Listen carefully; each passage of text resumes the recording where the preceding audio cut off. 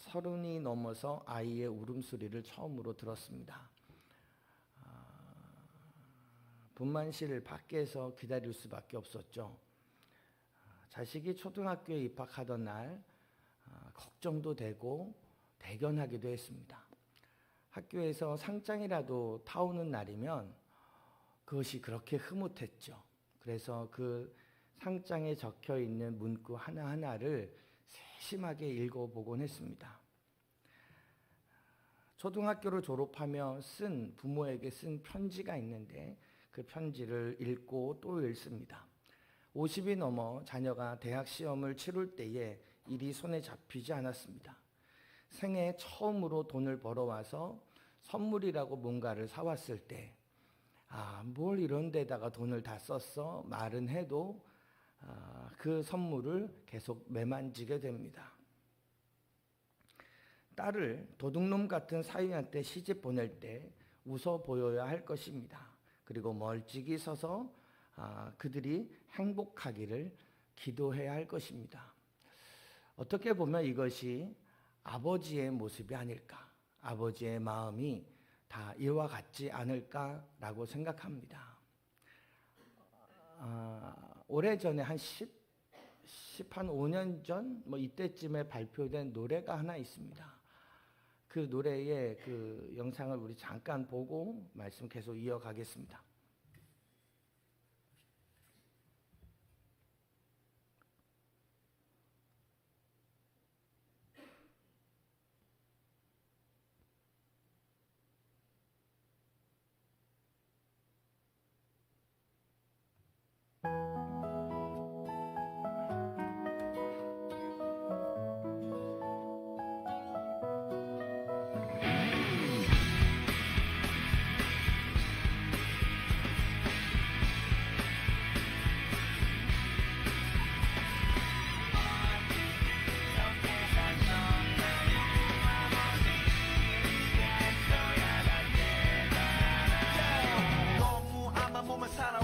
어느새 자식들 머리 커서 말도 안 듣네. 한평생 저 자식 밥그릇에 청춘 걸고 새끼들 사진 보면 한 푼이라도 더 벌고 눈물 먹고 목숨 걸고 힘들어도 털고 이러다 쓰러지면 어쩌나. 아빠는 슈퍼맨이야 얘들아 걱정마. 위에서 짓눌러도 티낼 수도 없고 아래에서 치고 올라와도 피할 수 없네. 무섭네 세상 도망가고 싶네 젠장. 그래도 참고 있네 맨날 아무것도 모르지 내 품에서 뒹굴거리는 새끼들의 장난 때문에 나는 산다. 힘들어도 간다 여보 얘들아 아빠 출근한다. 어느새 학생이 된 아이들에게 아빠는 바라는 건 딱 하나. 정직하고 건강한 착하나 이 바르나 이 다르나 바보는 잘할 테니 학교 외에 학원과에 다른 아빠들과의 경쟁에서 이기고자 무엇이든지 다 해줘야 해. 고로 많이 벌어야 해. 니네 아빠한테 잘해. 아이들은 친구들을 사귀고 많은 얘기 나누고 보고 듣고 더 많은 것을 해주는 남의 아빠와 비교. 더 좋은 것을 사주는 남의 아빠와 나를 비교. 갈수록 싸가지 없어지는 아이들과 바가지 먹는 안사람의 등살에 외로워도 간다 여보 얘들아 아빠 출근한다. 아버지 이제야 깨달아요 어찌 그렇게 사셨나요. 더 이상 쓸쓸해하지 마요. 이제 나와 같이 가요. 가사가 들리세요? 가사 잘 안 들리세요? 저도 한 3분의 2 정도밖에 안 들리는 것 같아요. 요즘에 아버지로 산다는 것이 그리 쉬운 일이 아닌 것 같습니다. 예전에 아버지는 아버지라고 하는 이름을 갖는 권위가 있어서 어디 아버지 말에 이렇게 말대꾸를 하느냐 이럴 수도 있었지만 요즘의 아버지는 그닥 권위가 없습니다. 예전에는 밥을 퍼도 밥솥에서 처음 이렇게 밥을 퍼도 아버지 밥을 먼저 따로 퍼놓고 그래서 아직 이렇게 아랫목에다 이렇게 이불 뒤집어 써서 이렇게 넣어놓기도 하고 이건 아버지 밥이야 라고 먼저 푸고 그 다음에 두 번째, 세 번째를 자녀들을 주곤 그랬던 것 같습니다. 아버지가 회사에서 퇴근해서 집으로 돌아오시면 자식들 방 안에 들어가 있던 자식들 다 나와서 다녀오셨어요 라고 인사를 해야 했죠. 요즘은요 어떠신가요? 아빠가 방문을 열고 잘 있었니? 괜찮니? 뭐 이랬니? 뭐 이러고 다니는 것 같아요. 요즘의 아버지는 권위를 주장할 수가 없는 시대가 되었습니다. 시대마다 좋은 아버지에 대한 그 상이 다른 것 같습니다. 요즘은 친구 같은 아버지, 늘 같이 다닐 수 있는 그런 아버지가 좋은 것 같아요. 부모의 경제력이 자녀의 미래에 큰 영향을 주는 시대이다 보니까 월급이 적은 아버지는 늘 자녀들한테 미안한 마음뿐입니다. 여러분 그거 아십니까? 아버지의 월급은 항상 적습니다. 아버지의 월급이 항상 풍족했던 때는 아마 없는 것 같아요. 아버지의 월급은 항상 적습니다. 근데 그 적은 월급에 학비 보내주고 학원 보내주고 하는 거죠. 그래서 그것이 미안해서 더 열심히 일을 합니다. 친구 같아야 되는데 열심히 일을 합니다. 근데 바쁜데 친구 같아야 되니까 여러분 이것처럼 어려운 일이 세상에 또 어디 있겠습니까? 자녀의 미래를 위해서라면 기러기 아빠가 되는 것도 자처합니다. 그래서 엄마는 아이 따라 같이 가고 아빠만 한국에 남아서 돈 벌어다가 계속해서 붙이는 거죠. 그만큼 자녀를 사랑합니다. 나이가 들면 들수록 가정에서도 왠지 아버지는 자꾸 밀려나는 것 같습니다.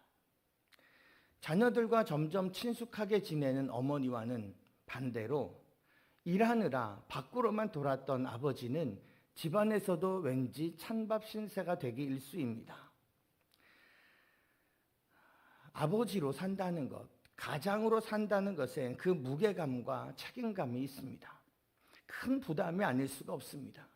그 부담감 때문에 아버지가 되었다고 하는 그 부담감 때문에 철이 들기도 하고 성숙해지기도 합니다만 부담임에는 틀림이 없습니다.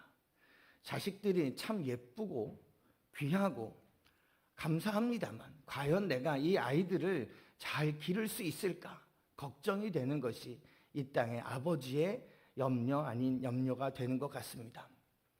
오늘 읽은 이 본문은 예수님의 탄생 이야기입니다. 예수님의 탄생 이야기의 주인공은 확실합니다. 예수님이 맞습니다. 그분 보내신 하나님이 또 다른 주인공이지요. 하지만 오늘은 이 본문을 좀 다르게 보고자 합니다. 간혹 마태복음 1장 18절부터 25절까지 이 본문을 가지고 예수님의 어머니였던 마리아에다가 초점을 맞추어서 본문을 살펴보기도 했던 것 같습니다.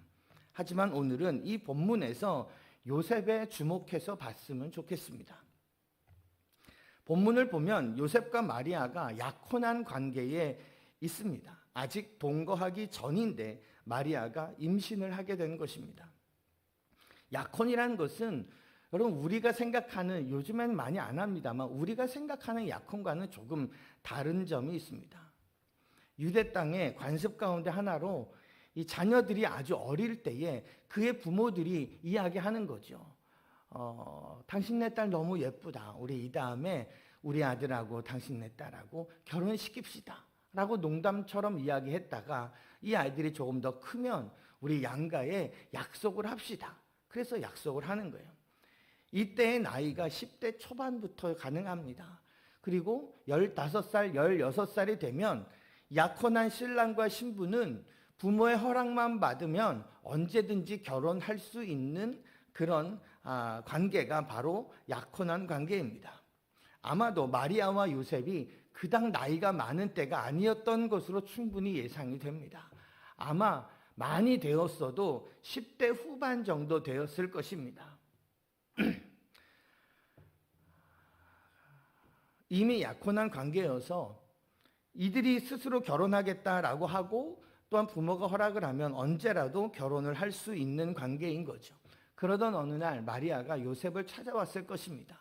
그리고 아마 이렇게 말을 했겠죠. 요셉, 내 얘기를 좀 잘 들어봐. 나를 믿지? 내가 뭐라고 얘기해도 나를 꼭 믿어줘야 돼. 라고 이야기를 했겠죠.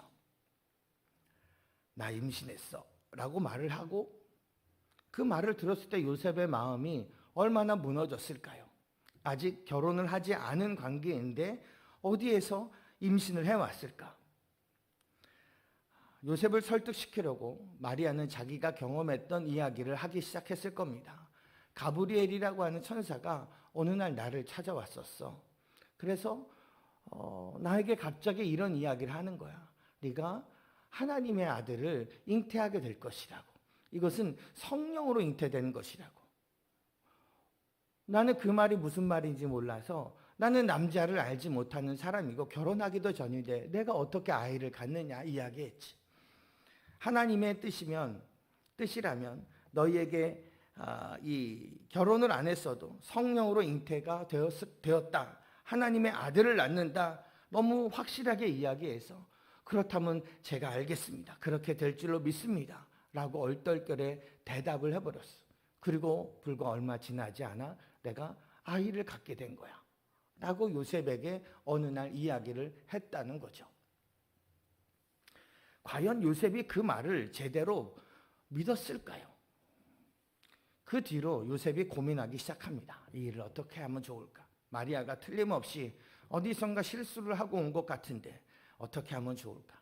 이 사실이 동네에 알려지면 당시의 율법대로 돌로 이 마리아를 쳐서 죽일 텐데, 소란 피우지 말고 조용히 마리아와의 관계를 끊자라고 생각합니다. 그리고 그것이 마리아에게 줄 수 있는 마지막 선물이라고 생각했던 것 같습니다. 요셉은 참 대단한 사람입니다. 오늘 본문에도 그것이 드러나 있듯이 그는 참 의로운 사람입니다. 보통의 경우라면 어떻게 하겠습니까? 여러분의 경우라면 어떻게 하겠습니까? 이거 어디서 수작이야, 이거 어디서 실수해놓고 어디서 사고를 치고서 와가지고 이런 말도 안 되는 핑계를 대려면 좀 제대로 되어야지. 이해할 수도 없는 말도 안 되는 핑계를 대냐, 뭐 이쯤의 반응이 예상이 되는데, 요셉은 자신의 머리로는 이해할 수 없는 상황 속에서도 마지막까지 마리아를 보호하는 쪽을 선택합니다. 조용히 헤어지자고 했던 거죠. 그런데 그러던 어느 날 밤, 하나님께서 요셉에게 천사를 보내셔서 이 사실을 가르쳐 주십니다. 마리아가 잉태한 것은 사실이다. 그러나 그것이 성령으로 잉태된 것이다 라고 확인시켜 줍니다. 그리고 마리아 데려오는 것을 주저하지 말라 라고 말씀해 주셨던 거죠. 요셉은 성령을 통해서 이 이야기를 들었지만 그렇다고 해서 이 말이 또 믿어졌을까요? 성령으로 잉태되었다. 그 뒤에 나오는 말씀이 또 있습니다만, 온 인류의 죄를 구원할 자이다. 하나님이 우리와 함께 하신다. 임마누엘로 오신 분이다. 이걸 믿어라. 여러분, 이게 얼마나 어려운 일입니까? 죄에서 구원하는 것. 여러분, 죄에서 누가 우리를 구원합니까? 사람이 사람을 어찌 구원합니까? 죄에서 구원한다라는 얘기는 하나님이 오셨다라는 뜻이거든요. 이름도 하필이면 임마누엘이라고 하라 그랬어요. 그 임마누엘이 뭐예요? 하나님이 우리와 함께 하신다는 거예요. 그러니까 이 아이는 사람이 아니라 하나님이라는 거예요. 하나님의 아들. 이걸 믿는다. 너무 어려운 일입니다. 그런데 그 어려운 걸 요셉이 합니다.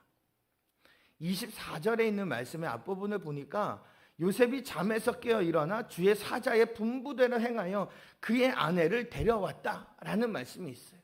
그 분부대로 마리아를 데려옵니다. 즉 하나님의 말씀 앞에 순종하였던 거죠. 요셉의 마음은 어땠을까요? 마리아를 데려올 때에 요셉의 마음은 아무런 갈등이 없었을까? 이거는 그렇구나. 이거는 성령으로 잉태된 것이구나. 싹 다 이해가 되어가지고 마리아를 아내로 맞이했을까요? 살면서는 어땠을까요? 성령으로 잉태되었다고 평생 이걸 믿으면서 아내 마리아와 살 수 있었을까요?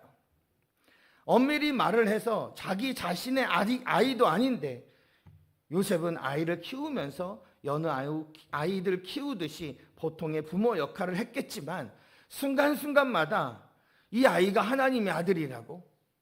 이게 맞을까? 때로는 이 아이가 하나님의 아들이라는 것이 믿어진다 하여도 그것이 얼마나 큰 부담으로 다가왔을까요?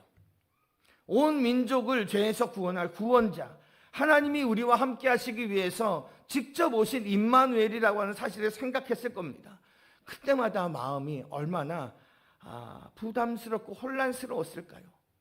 아닐 거야 라고 갈등도 되다가 아니야, 지금까지 인도된 것을 보면 맞아라고 믿어지기도 하다가 믿어도 그것이 또 부담이 되기도 하는 아주 오묘한 혼란 가운데 이 요셉이 살았을 것입니다.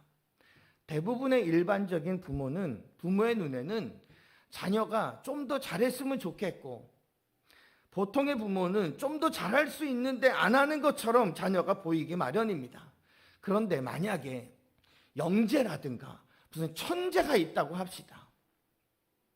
자기가 가르쳐주지 않은 것도 자녀가 척척합니다. 오히려 나의 도움이 전혀 필요하지 않습니다. 가르쳐주지 않은 것도 다 알고 모든 것을 알고 내가 해줄 것이 없고, 만약에 그렇다면 어떨까요? 요셉은 하나님의 아들 예수 그리스도를 키우고 있습니다. 임마누엘이신 하나님을 키웁니다. 그럼 이게 어떤 마음일까요?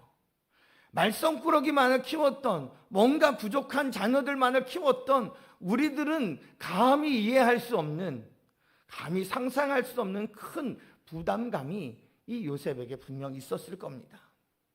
보통의 아버지들은 자기 자녀가 잘하는 것을 보면서 야, 얘가 이 다음에 뭘 할 수 있을까 싶기도 할 것입니다. 뭔가 제대로 할 수 있는 것이 있기는 할까? 얘 이 다음에 밥은 먹고 다닐까 싶기도 합니다. 그렇게 걱정할 때 요셉은 자녀를 키우면서 이 아이가 진정 구원자인가? 이 아이가 진정 하나님이란 말인가? 이 아이가 죄를 사할 수 있는 능력이 있는 자인가? 이런 고민을 하였을 거라는 거죠. 우리 집 아이가 평범하지 않은 것에 대한 많은 갈등과 혼란스러움이 있었을 겁니다. 하지만 요셉은 그 혼란을 믿음으로 잘 이겨나갑니다. 엄밀하게 보면 하나님께서 이겨나가도록 도우시게 되는 것을 봅니다.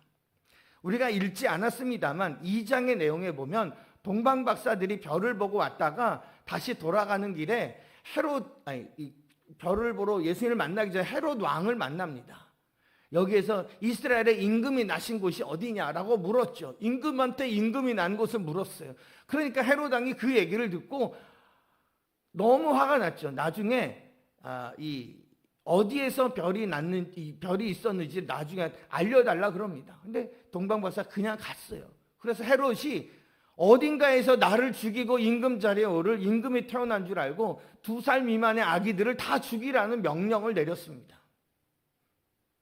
이 아기 예수님을 죽이고자 하는 헤롯을 피해서 온 가족이 이집트로 피난 가는 장면이 나옵니다.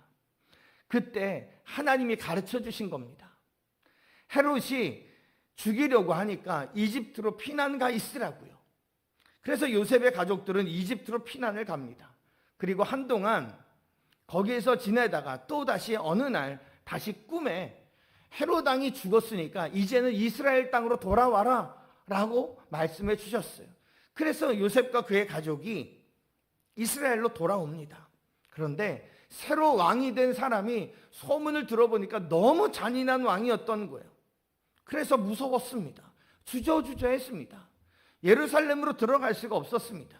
그리고 또한 살기 위해 이스라엘을 떠났던 요셉이었기 때문에 이스라엘 땅이 과연 지금 안전할까 너무나도 걱정이 되었던 거죠. 그때 하나님께서 꿈에 또다시 그렇다면 갈릴리 지방으로 가라. 갈릴리 지방 중에서도 나사렛이라고 하는 곳으로 가라.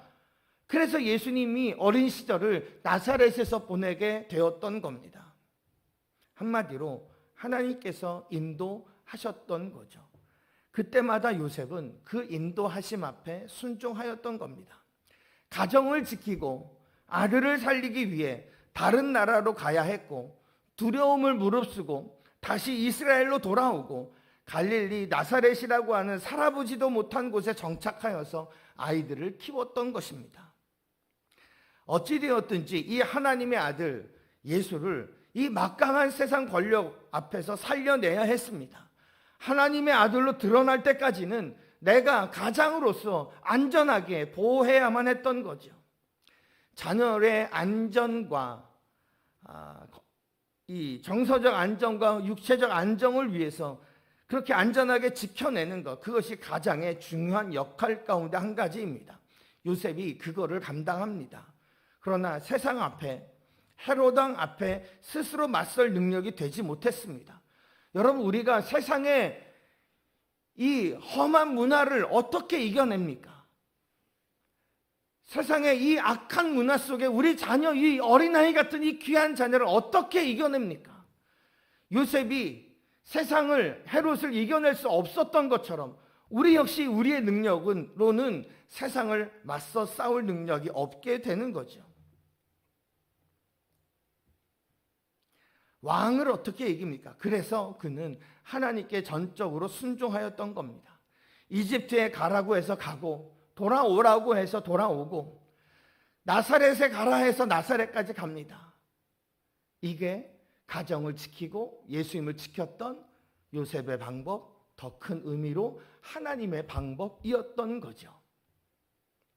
오늘날 가장으로 살아가시는 많은 분들, 아버지들, 그 삶의 무게가 얼마나 무겁습니까? 얼마나 버겁습니까? 사랑하는 자녀들을 볼 때마다 너무 귀하고 예쁘고 잘해주고 싶고 자기가 할 일을 스스로 잘할 수 있을 때까지는 이 아이들을 잘 지켜주어야 한다는 그런 마음뿐일 것입니다. 그러나 잊지 말아야 할 것이 있습니다. 그렇게 사랑하면 할수록 우리가 하나님의 말씀에 더욱 순종해야 하더라는 것입니다. 하나님의 은혜가 아니면 자녀를 지켜낼 수가 없습니다. 사랑한다고 다 되는 것이 아니더라는 것입니다. 사랑하는데 자꾸 내 욕심이 자녀에게 들어갑니다. 사랑은 하는데 자꾸 내 계획과 의지가 들어가서 오히려 자녀들과 충돌만 일어날 때가 비일비재합니다. 하나님께 철저히 순종함으로 오히려 가정을 지키고 자녀를 지킬 수 있는 가장 좋은 길을 만들 수 있기를 주님의 이름으로 간절히 축원합니다. 오늘 본문을 보면 요셉의 이름도 나오고 마리아의 이름도 나옵니다. 그런데 마리아의 이름 앞에는 항상 어머니, 그의 어머니라는 단어가 있습니다. 그런데 요셉에게는 아버지라는 단어가 없습니다. 이 본문만이 아니라 성경에 나오는 대부분의 곳곳에서 마리아와 요셉이 등장하는, 마리아에는 그의 어머니, 예수님의 어머니 마리아, 이런 얘기가 꼭 반복적으로 기록이 되어 있는데 요셉의 경우에는 그 이후에도 그 어디에도 아버지라는 단어가 없습니다. 사실은 그게 맞습니다. 예수님은 요셉으로 인해서 이 땅에 오신 분이 아니기 때문에 그렇습니다. 마리아의 태를 빌려서 나오신 것이 뿐이지 요셉과는 어떻게 보면 피 한 방울 섞이지 않은 관계가 없는 그와 같은 예수님이십니다. 그로 인해서 성경에서는 예수님을 요셉의 아들로 절대 지칭하지 않습니다. 어떻게 보면 당연한 결과이죠. 어머니 마리아, 그러나 아버지 요셉은 없습니다. 하지만 좀 냉정합니다. 하지만 또한 그것이 성경이 보여주는 현실이기도 합니다. 마리아는 하나님의 뜻에 복종하고 자신을 삶을 들여서, 몸을 들여서 헌신합니다. 그래서 캐톨릭에서는 이런 마리아를 높이 평가하죠. 그래서 나중에는 그녀를 하나님처럼 섬기는 우를 범하고 말았습니다. 그래서 마리아는 죄가 없다, 마리아 무오설, 마리아는 영원한 동정녀다, 그 이후에 절대로 결혼한 일이 없다, 자녀를 낳은 일도 없다, 나중에는 마리아가 하늘로 승천했다라고 주장하기까지에 이르렀습니다. 여러분, 이것은 캐톨릭이 부패할 때 생겨난 잘못된 유전입니다. 그만큼 마리아는 교회에서 인정을 받고 있는데 요셉 좀 다른 것 같습니다. 우리가 요셉 그렇게 생각하면 창세기에 나오는 총리가 된 요셉만 생각하지, 예수님의 아버지 역할로 예수님의 어린 시절을 보호하고 지켜내었던 그 본문에 나오는 이 요셉을 생각하지 못하더라는 거죠. 요셉은 원망이 될 만도 했을 것 같습니다. 왜 하나님은 나를 선택하셔서 이런 일을 하게 하시나? 왜 하나님은 나에게 이렇게 아이들을 빨리 낳게 해가지고 나를 이렇게 아버지로 내 삶을 즐기지도 못하고 이렇게 그냥 돈 벌어 오는 데에만 이렇게 나가서 일을 해야 하나? 이렇게 원망이 될 만도 합니다. 하지만 요셉은 묵묵히 아버지 역할을 잘 감당합니다. 참 대단합니다. 10대 후반쯤이었을 아버지 요셉. 하나님의 아들을, 예수를 맡아서 키우느라 얼마나 부담스럽고 힘들었을까요? 거대한 세력 헤롯 왕으로부터 자신의 아들을 지키기 위해서 삶의 터전을 이리저리 옮기면서 지내야만 했습니다. 분명 어려운 일입니다. 나중에는 예수님이 3년간의 사역을 시작할 때 아마 요셉은 조용히 뒤로 물러나야 했을 것입니다. 예수님이 사역을 시작하고 나서 부활하고 승천하실 때까지 요셉의 이름이 등장하지 않습니다. 그의 어머니 마리아는 어머니 마리아, 어머니 마리아 하며 성경에서 반복적으로 등장하는데 요셉은 그 후에 등장하지 않습니다. 아마 오늘날의 아버지의 모습과 비슷하지 않나 생각합니다. 자녀를 위해서, 가정을 위해서 애쓰고 수고하신 분들, 수십 년간 가정을 위해 돈 벌기 위해 애쓰신 분들, 장성한 자녀들 뒤로 물러 앉아 계신 분들이 많습니다. 그렇게 물러 앉아서 야, 참 인생 허무하다 라고 생각하십니까? 아니요, 잘 살아오신 것입니다. 저에게는 이미 돌아가신 지 한 5년이 가까운 아버님이 계십니다. 돌아가신 지가 5년이 되었어요. 아버님이 돌아가시고 나서 아버님의 그 유품 가운데 아버님이 입던 옷들이 몇 벌이 남겨져 있었습니다. 버릴 것은 버리고 제가 아버지가 입으시던 양복 2벌과 겨울 외투, 겨울 잠바 하나를 가져왔어요.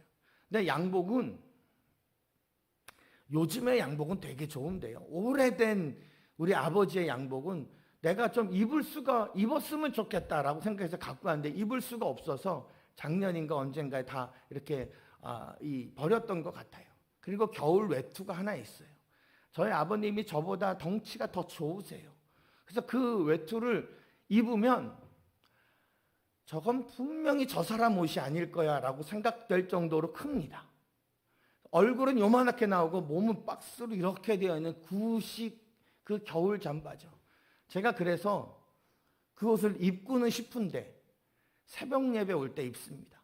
새벽에만 겨울 외투를 입고 그 겨울 외투를 입으면서 이게 아버지가 입고 새벽 예배에 가셨겠구나. 저도 50이 넘다 보니까 아버지가 50대쯤에 이런 마음이셨겠구나. 내가 대학교에 입학했을 때에 이런 마음이셨겠구나. 가정에 일했을 때에 이런 마음이셨겠구나 라는 생각을 갖게 되는 거예요. 당시 아버지의 마음을 조금이나마 이해하게 되는 것 같습니다. 저도 그런 아버지가 되게 해달라고 기도하고 다짐합니다. 우리가 아버지로서의 부담이 크면 클수록 우리는 더욱 하나님께 집중해야 합니다. 자녀를 위하는 일이 정말 무엇인지를 알아야 합니다. 자녀들 편하라고 학원에다 데려다주고 데려오고 먹을 거면 좋은 거 먹이고 입히고 원하는 거 척척 기분 상하지 않게 비유만 맞춰주는 것이, 그것이 자녀를 위한 길이 아닙니다. 진정한 아버지는 하나님의 말씀에 순종하는 것이고 그 말씀에 순종하는 모습을 보이는 것입니다. 자녀를 보호하고 신앙적으로 정서적으로 안정되게 하는 것, 그래서 결국 하나님께서 나의 자녀를 사용하실 수 있도록 준비해야 하는 것입니다. 그 모든 일들 가운데 고난도 있고 서운함도 있고 갈등도 있을 것입니다. 그때마다 우리가 기억해야 할 것은 요셉이 그러했던 것처럼 이것이 우리가 하나님으로부터 받은 사명이라는 것을 기억하는 것입니다. 그리고 하나님께 더욱 순종하며 하나님의 뜻에 맞게 자녀를 보호하고 양육하는 것입니다. 요셉을 마리아처럼 인정하지 않는, 마리아만큼 인정하지 않는 성경처럼 요즘의 나이든 아버지들도 뒷전으로 밀려나 있기 일쑤입니다. 그러나 자녀들이 신앙 안에서 잘 자라고 하나님께 쓰임받는 그날을 기대하며 묵묵히 그 아버지의 귀한 일들을 잘 감당할 수 있기를 바랍니다. 아버지 요셉을 통해서 나의 모습을 살펴보시고 그런 아버지를 귀히 여길 수 있는 그런 저와 여러분 다 되시길 주님의 이름으로 간절히 축원합니다. 아멘.